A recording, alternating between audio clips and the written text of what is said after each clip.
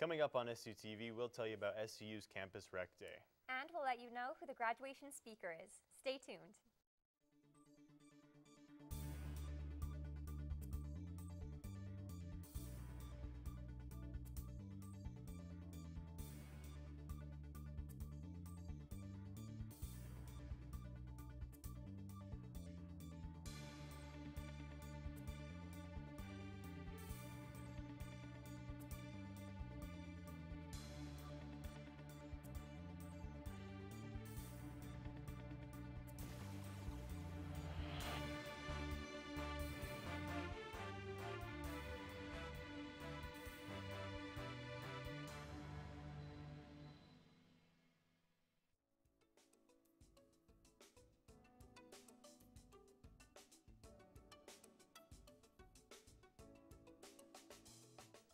Welcome to SUTV News. I'm Matthew House. And I'm Lizzie Lee.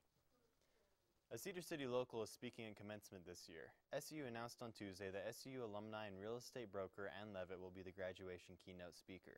Levitt attended SU back when the school was known as Branch Agricultural College. Since then, Levitt and her husband Dixie founded Levitt Land, one of the country's largest privately owned brokerages. Levitt will be speaking on May 4th during the general commencement celebration in the America First Events Center. Senior SUU art students have been showcasing their best work for the past few weeks at the Southern Utah Museum of Art. Our reporter Jenna Chapman is visiting one of the artists to talk about her exhibit. I'm here with Jessica Jones and her display for Sweet Indulgence Bakery. Jessica, why did you do a mini bake shop for your BFA exhibit? Well, for me, it was something that was merging two passions together. My mom and my aunt actually started this business a couple years ago, and so it was a great opportunity for me to take a real business and something that was close to me and kind of bring it to life. So I was able to do this cookbook, compiling all of the recipes that they have. They have ones for every season. So there's spring, winter, summer, and lots of great recipes in here, and I love sweets. So it was a really fun project, and it was really fun to do all of the logo design and the branding and the cookbook, and just everything about it was a lot of fun. That's great. What's one of the things that you've learned from getting your BFA here at SUU?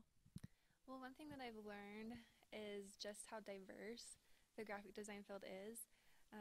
Taking the class in high school, I knew that I liked graphic design and I wanted to pursue it, but once I came to SUU, I think I realized how many opportunities there are with it.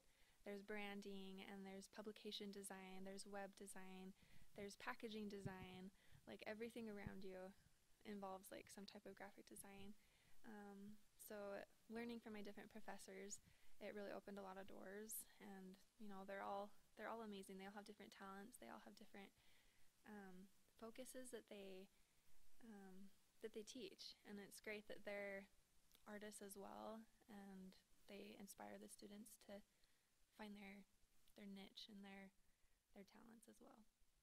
All right, that's wonderful. Well, you have a great display here. This display is going to be up until May 5th, so come check it out here at SUMA. Back to you guys at the desk.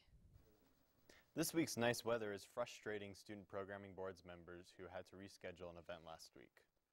Last week's unexpected snowstorm interrupted SPB's Sunfest. Friday's foam dance, originally intended to take place in the tunnel, was almost canceled. Luckily, a rain day location was selected in the Sharwin Smith Student Center ballroom. Even though foam wasn't available, SPB directors provided bubble machines to keep the theme alive, and despite the location change, many students were still in attendance. Plenty of SUU students will be spending their summer traveling the world, some with SUU professors. John Smith is leading an expedition to Africa and is talking with our reporter Ansley Mikesell. Thank you, guys. So SUU each summer hosts several study abroad trips, one of which is by John Smith, the professor here at SUU, who's joining us today. And he takes about 6 students for a 3-week trip to Swaziland in South Africa. John, tell us about how this all came to be. Well, back in 2011, I was a Fulbright scholar at the University of Swaziland, where my wife and my son, we lived in Swaziland for a year. And we taught regular broadcasting classes there, and then when we came back, we realized that we had all these wonderful experiences, and we'd met a lot of wonderful people, and we thought, well, let's just go back and let's just take all the highlights of our year there in Swaziland and put them together in 3 weeks, and let's take some students there and have a great study abroad. So because we had so many contacts, it was fairly easy to set up a study abroad. And so this will be our 4th trip that we'll be taking back with students. That's fantastic. So tell us about what you do during your stay there. What does a general agenda look like? Okay, so the classes that are offered are ecotourism. My wife teaches ecotourism, and so we have to do all the tourism stuff. We have to do zip lining, we have to do whitewater rafting, we have to do interact with the people, and then I teach a travel photography class, which includes wildlife photography and taking pictures of the culture and the people, and then we also do 1 credit of service learning, where we interact with. This trip back, we'll be interacting with two different orphanages and teaching some high school students. So it's some very intense experiences with a broad range of people. We'll be meeting with the U.S. ambassador right after we meet with 100 orphans. So it's a very emotionally roller coaster of the kinds of experiences that we have. Right. You say like, oh, you have to go whitewater rafting, you have to go do these crazy things, as if it's so much harder than normal school. So the trip is filled, right? You guys Yes. leave pretty soon. Yeah, so in 2 weeks from tomorrow, we'll be heading to Las Vegas to fly out, stop in New York, and then a very long trip down to Johannesburg, South Africa. And then from Johannesburg, South Africa, we kind of do a big circle through the country of Swaziland, doing photo safaris and a bunch of other activities, and then we kind of culminate in South Africa in Kruger National Park, which is a world-class national park with all of the big animals that you see. Dang. That sounds so exciting. So tell me about, so you've been doing it for a couple of years. What's your favorite part of the trip? Well, my favorite part is returning every year and seeing how different it is, but yet how it's so similar each year. Mm-hmm. But I think my favorite part is getting SU students exposed to that kind of experience. Very, very different than Southern Utah, and study abroads are very essential for opening up our eyes and our minds to what people are like and their life experiences on the other side of the world. I think if everybody could live in or step in somebody's shoes for just 5 minutes, they would have a whole different perspective on life, and I think that's very important for students to learn. Right. Well, looking at the footage, it seems like it's such a cultural experience, so that's a wonderful opportunity. Like I said, the spots are definitely filled, but next year, if students are interested in joining John's group in South Africa and Swaziland, you can talk to him, reach out to him, and he can get you squared away. Back to you guys at the desk. Thanks so much, Ansley. That sounds like a truly incredible trip. Yeah, I would love to travel to Africa. You would get to see some of the most exotic places on Earth. Speaking of which, Earth Day is a worldwide annual celebration of conservation and environmentalism. This year, SUU got in enough funds to help support environmental protection. Last Thursday, SUU students got together in the Starlight Room to celebrate Earth Day. Each student was given a plant, a pot, and some paint. The goal of the event was to teach students about easy ways to help the Earth while having fun. It just sounded really fun. Like I said, I love plants, and I think it's a really kind of creative break, especially from finals week and stuff. SUU's communication department is bringing back an old tradition, the Student Film Festival. Our reporter Ansley Mikesell has the results from the newly rebooted festival. During the month of April, students had the opportunity to submit homemade short films in 4 different categories: fiction, nonfiction, music video, and iPhone. There were 10 final submissions which were viewed at the Student Film Festival at 6 p.m. in the Sharwin-Smith Student Center Theater. Out of the 10 submissions, 3rd place was given to the short film fiction For Better or For Worse, directed by Julian Viggett, also winning the Audience Choice Award. 2nd place was awarded to Parker Rollins for his nonfiction video essay Ex Machina and Creating the Perfect Other. Achievement in Best Directing was awarded to Colton Fowler for submitting over 3 different films. The adapted nonfiction short Restless, directed by Amanda DeBride, took 1st place. It's based off a true story. It was based off of an article that I read in the New York Times that someone did an op-ed just about their mission experience and being gay on their mission and how much anxiety that it produced for him. And he had this companion that was like his best friend on his mission. And the story trying to get up the courage to tell him after they both came home from their missions, and then he found out that his companion was gay too. The event was created by Professor of Communications Gavin Feller and student Amanda Walton, a junior studying media communications. According to Feller, the hope is to host the event again during the 2018-2019 academic year, as well as for years to come. Those interested in being a part of the next SUU Student Film Festival can contact Professor Feller in his office in the Communication Department. Coming up after the break, we'll update you on the renovations at Lynn's. And later we'll tell you about a new Utah liquor law. Don't go away.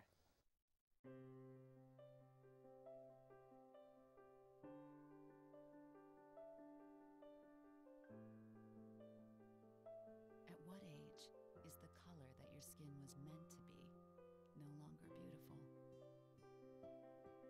Every year, millions of young women try to change the skin they were born with and say they'd die for darker skin.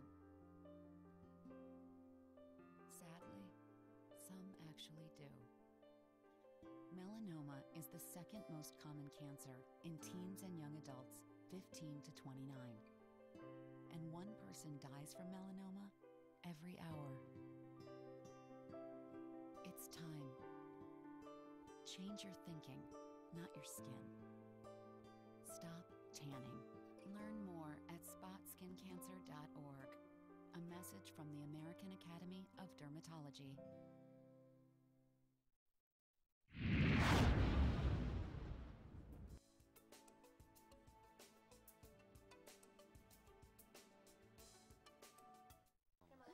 Cedar City's Lynn's got a facelift last year.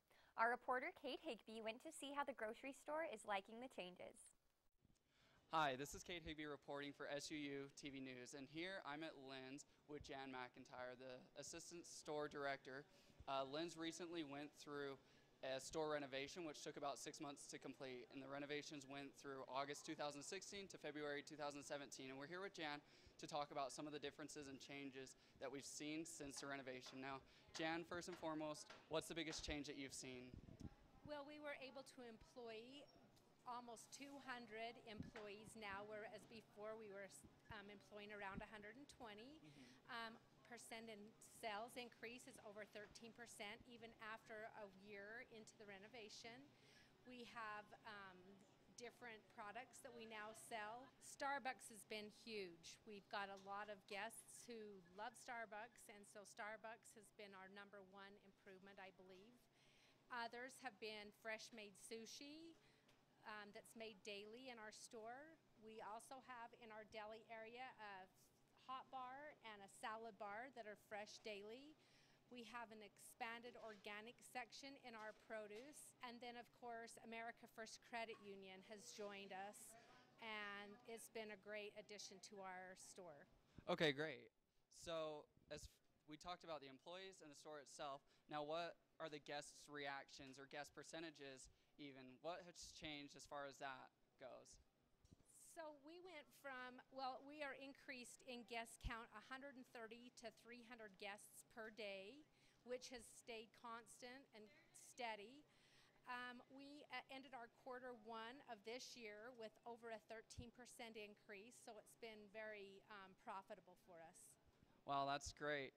Now, Lynn's is here located just off of 200 North and Main Street. How late are you guys open each day?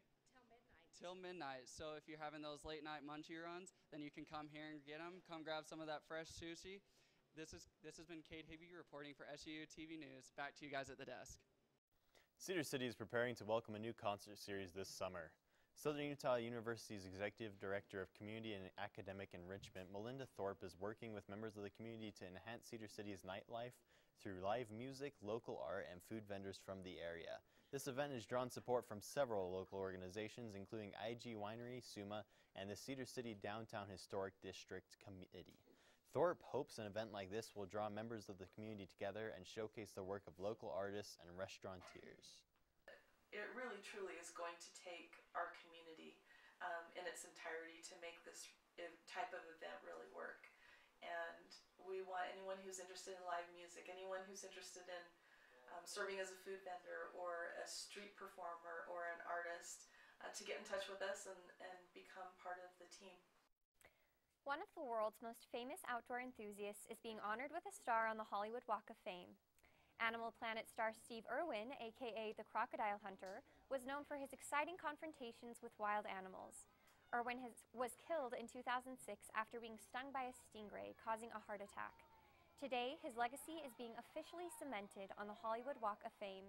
Irwin's star will be dedicated in front of the Iguana Vintage Store on Hollywood Boulevard. Utah residents who are frustrated by the state's strict liquor laws may not like this next story. A new bill passed by the Utah legislature will require all Utah grocery and convenience stores to have a liquor license.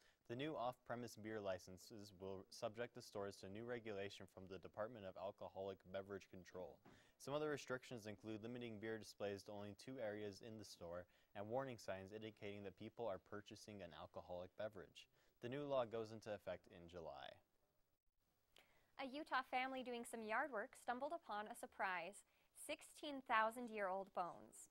KSL reported the Lehigh family was doing some landscaping last September when they unearthed a set of bones. The homeowner consulted her next-door neighbor, who is a geology professor at BYU, and he told her the bones appeared to be thousands of years old. This week, a Thanksgiving Point paleontologist and his team fully excavated the remains. Paleontologist Rick Hunter estimates the bones belonged to an Ice Age-era horse.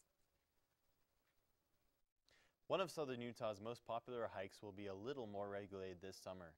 On Monday, the Iron County Commission approved a plan to lease 600 acres of land surrounding the Canaryville Slot Canyon and waterfall. The popular hike is currently located on private land, but a recent increase in usage raised concerns about damage and pollution. Under the new lease, individual hikers will be charged an $8 fee to hike the trail, and only one large group will be able to enter the canyon each day. Before the break, we're going to Amy Andre to give us a taste of what the weather is like right now. Hey guys, I'm outside enjoying the warm weather. After a surprise snowstorm last week, it finally feels like summer. As you can tell, students are outside enjoying this warm weather as well. There have been students doing homework or picnicking on the business quad or outside the library all week. It's clear skies with a light breeze just in time for the weekend, and it's 75 degrees. So if you're like me and hoping this weather sticks around, stay tuned after the break to find out. Okay, so we drowned the fire, Yep. stirred it, drowned it again, and now just feel if it's cold. Yeah. Cool.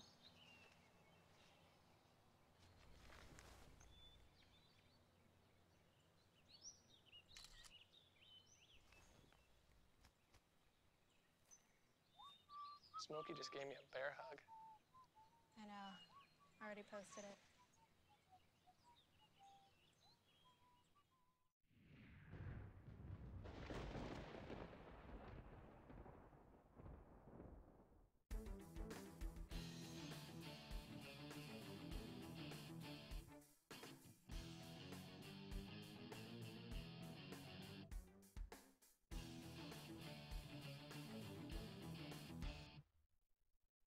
Thank you, Amy. Welcome to your Cedar City Weather Report. I'm Guillermo Garcia. We had a really beautiful day here at Cedar City with a temperature of 73 degrees and no sign of rain. It's been the same in the rest of Utah, having the lowest temperature set in 63 degrees at Vernal and the highest for our neighbors in St. George with 89 degrees. A perfect day to go to San Holo, right? Also, we will have a really good weather tomorrow probably with 78 degrees, but some clouds in the sky. The minimum temperature tomorrow will be even higher than the minimum for today with 50 degrees. However, the weather will get worse this weekend with 77 degrees as a high temperature on Saturday and the lowest 43 for Saturday too. And on Sunday we'll get really, really cold with just 66 degrees high and the lowest 41. So because the weather is going to be really good tomorrow, we have some recommendations for you to go to do some hiking. For example, the Spring Creek Canyon, it's a really good recommendation to go. Or we have another great place to go, that is the Escalante Natural Bridge Trail in Utah. Obviously, we're here in Utah.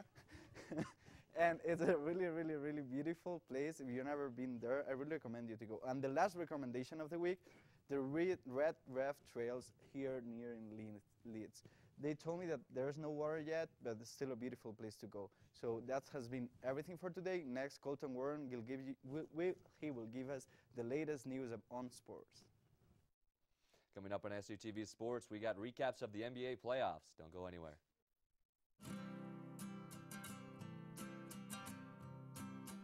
Every day across America, excess food is gathered by a network of good people at local food banks, giving hope to millions of children who struggle with hunger.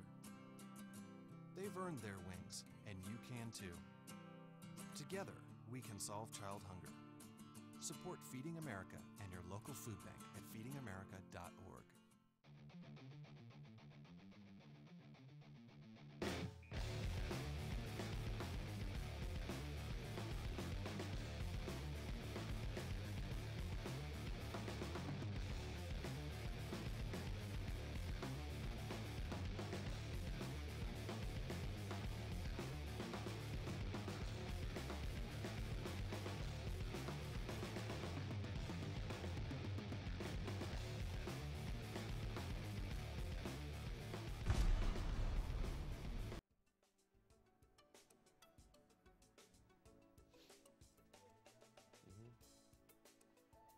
Welcome to SUTV Sports. I'm Colton Gordon. Game 5 between the Milwaukee Bucks and Boston Celtics saw yet another battle. Eric Bledsoe and Terry Rozier were both assessed technical fouls after bumping into one another, while Marcus Smart was able to help the Celtics claim a 92-78 win after missing 19 games with a thumb injury. Game 6 is scheduled to take place tonight in Milwaukee, with the Celtics holding a 3-2 advantage in the series. A win tonight would have them move on to the Eastern Conference semifinals to face the Philadelphia 76ers. A Bucks win would force the series back to Boston for a Game 7. The Utah Jazz traveled to Oklahoma City last night looking to win a decisive Game 5, being up 3-1 in the first round of the NBA's Western Conference playoffs. But to do that, they would have to go through to determine Russell Westbrook and Paul George. The Jazz were able to build a 25-point lead in the third quarter, but then fell apart in historic fashion.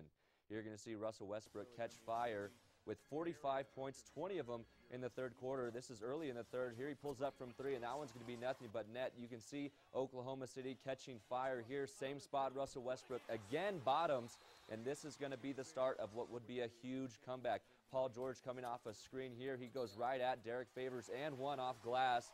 And Oklahoma City continues to run up the score. Russell Westbrook in transition. That's going to be hard to stop. Left hand off glass. Donovan Mitchell's rookie experience showing there. And Carmelo Anthony is going to come in with 35 minutes and 7 points. Paul George right through Rudy Gobert. That's supposed to be the Defensive Player of the Year. Paul George making it look easy. It's now an 8-point Thunder trail. And here comes Paul George through contact again. And that one is going to be good. This one was all Thunder here in the second half. Donovan Mitchell falls for a pump fake, and Russell Westbrook loved that spot all night. Cuts it to 5 points late in the third quarter. As I mentioned, he had 20 in the third alone. And here comes Russell Westbrook, throws it ahead. Paul George going to cock it back and throw it down with the right hand, and that makes it a one-possession game. Utah, no offense to speak of. Russell Westbrook, as time winds down, knocks down a rhythm three-pointer to tie it up at 78 here.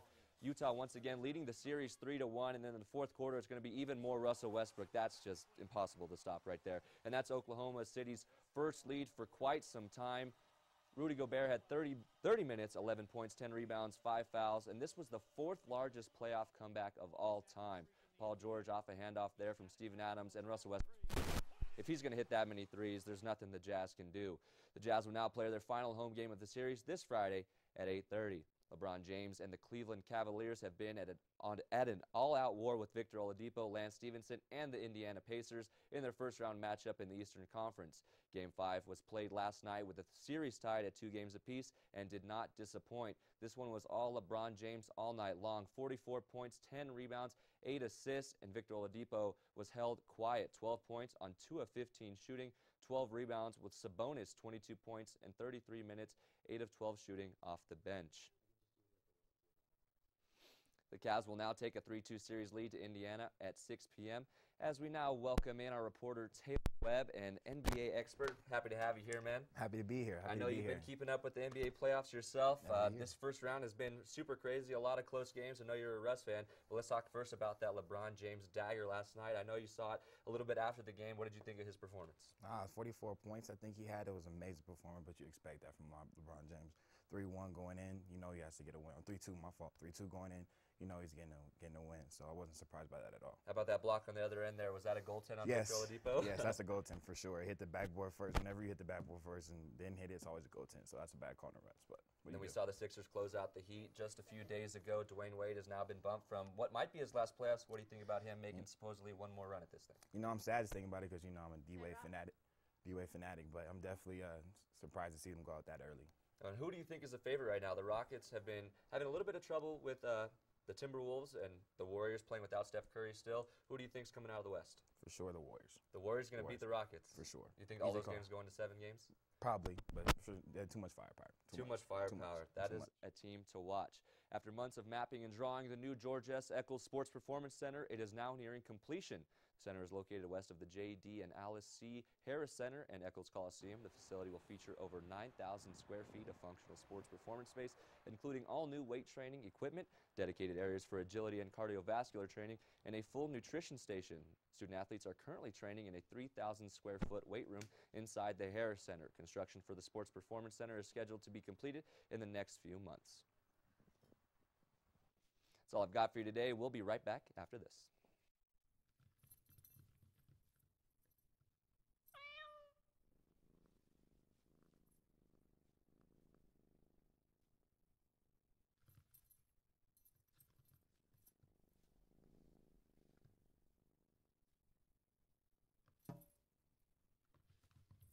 There's a shelter pet who wants to meet you.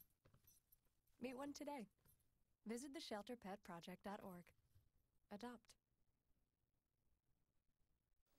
With finals week starting Monday, students can expect the testing center on campus to be packed. Our reporter Matthew House is at the testing center to get some tips for finals. I'm here with Hector from the testing center to get some tips for students on finals week. What tips you got for us? So make sure that your Scantron is all filled out with your professor's last name, with your class section, meaning like nutrition or economics or any test you're taking. Make sure that you have your ID card and that your phone is out and off. So you can just show it to us and pack it up in your bags. Other than that, that is all. All right, awesome. Thank you so much. Good news for our Marvel fans. After months of waiting and speculating, Avengers Infinity War is now out in theaters. While some fans have managed to secure a ticket, others have been lining up in theaters around the country, hopeful to score a seat. Hey, y'all. I love Marvel, and I can't wait for the end.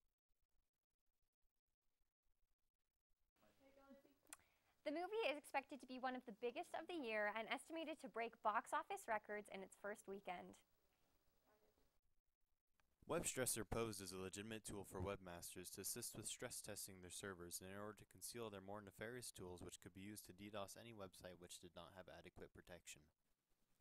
A DDoS attack, that's, well, it's like when a lot of computers all request like a website at the same time, and the website gets overloaded because it can't handle that many people. It's, like in elementary school when everyone was asking your teacher a question at the same time, and the teacher just couldn't handle it, and that's a simple explanation. 6 people believed to have been a part of those who ran the website have been arrested in the Netherlands, Serbia, Croatia, and Canada.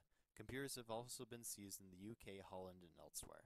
I mean, I'm sure it'll help, but there's a lot of people out there, and they're all trying to do this. I mean, like, China is where a lot of DDoS attacks come from. There exist other websites which provide similar tools and for-hire services on the dark web, so while this may be a temporary victory for law enforcement, there is no doubt that those who wish to harm others will always find another way. China, Russia, they're all trying to attack all of the time, and so I'm sure it'll help, but the people are still out there, and they'll just, keep working on it and try again. This is Matthew House with SUTV. So, DDoS attacks, they're a real problem for companies around the world. Yeah, definitely got to be on the lookout for those. Are they like issues for individuals, or is it mostly something it that costs companies millions of dollars every second that they're down, like Amazon and such. So this is Matthew House. Thanks for joining us today. I'm Colton Gordon. And I'm Guillermo Garcia. And I'm Elizabeth Lee. We would like to thank our viewers for supporting our show this semester. We'll see you back here in the fall.